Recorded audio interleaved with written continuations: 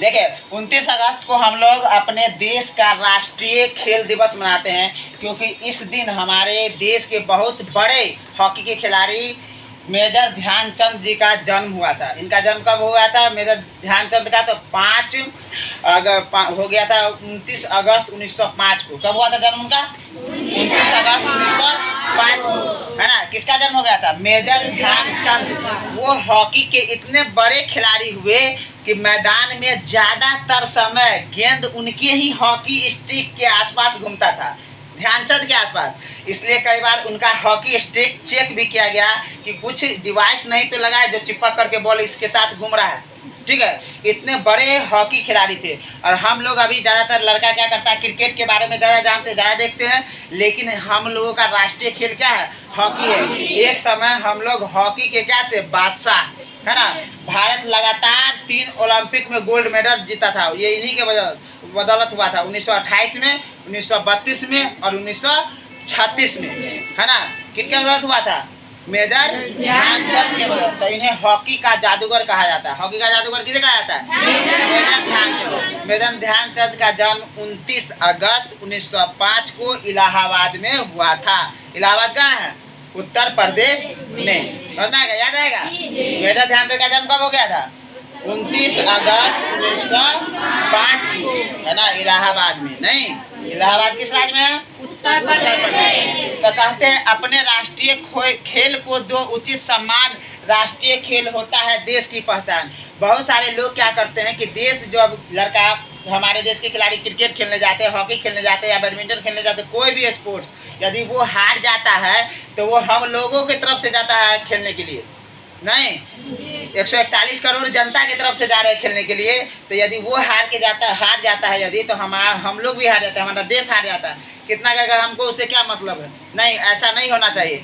हमें हमारे अंदर राष्ट्रवाद बना के रखना पड़ेगा, है ना। जब तक देश के लोगों के अंदर राष्ट्रवाद है तभी देश आगे बढ़ेगा, और कोई इस पर हमला या आक्रमण करने से पहले 101 बार सोचेगा। समझ में आया जी?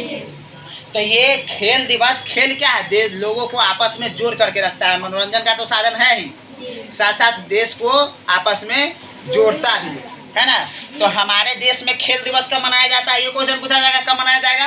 29 अगस्त को। किनके जन्मदिन को खेल दिवस के रूप में मनाया जाता है? तो मेजर ध्यानचंद के। मेजर ध्यानचंद ये आर्मी में भी थे, ठीक है। उसके बाद इनका जन्म कब हो गया था? तो 29 अगस्त 1905 को। जन्म कहाँ हुआ? इलाहाबाद। किस राज्य में हुआ? उत्तर प्रदेश। कितना बात याद रखेंगे? ठीक है। हम लोग देखते हैं यहाँ क्या है। मेजर ध्यानचंद जी की जयंती पर उनकी स्मृति में मनाए जाने वाले राष्ट्रीय खेल दिवस की हार्दिक शुभकामनाएं, है ना, सभी को कोचिंग की तरफ से। ठीक है, इसमें ये बोले थे एक बार, इनका स्टेटमेंट है मेजर ध्यानचंद का। ये क्या, कौन है? मेजर ध्यानचंद। इन्हीं के जन्मदिन को किस रूप में मनाया जाता है? खेल दिवस। राष्ट्रीय खेल दिवस कब मनाते हैं? 29 अगस्त। क्यों मनाते हैं? क्योंकि हॉकी के जादूगर कहे जाने वाले मेजर ध्यानचंद, इन्होंने भारत को हॉकी के क्षेत्र में एक पूरा विश्व में एक अलग पहचान दिलाई। नहीं, 1928, 1932 और 1936 के ओलंपिक में इन्होंने भारत को गोल्ड मेडल दिलाया। ठीक है, इसलिए इनके जन्मदिन को इनको याद किया जाए हर साल, है ना। लोग इनको भूले नहीं, इसलिए भारत सरकार ने क्या किया, इनको 2012 से, है ना, घोषणा किया कि 29 अगस्त देश का राष्ट्रीय खेल दिवस होगा। 29 अगस्त देश का राष्ट्रीय खेल दिवस। ये बोले थे कि मेरे देश की जिम्मेदारी नहीं है मुझे आगे बढ़ाने की, ये मेरी जिम्मेदारी है अपने देश को आगे बढ़ाने की। बहुत बड़ा बात बोले नहीं जी, कि ये कोई जरूरी नहीं कि देश हमको आगे बढ़ाए, ये हमारा जिम्मेदारी है कि हम अपने कर्म से देश को आगे बढ़ाए, दुनिया में एक अलग पहचान दिलावे, है ना।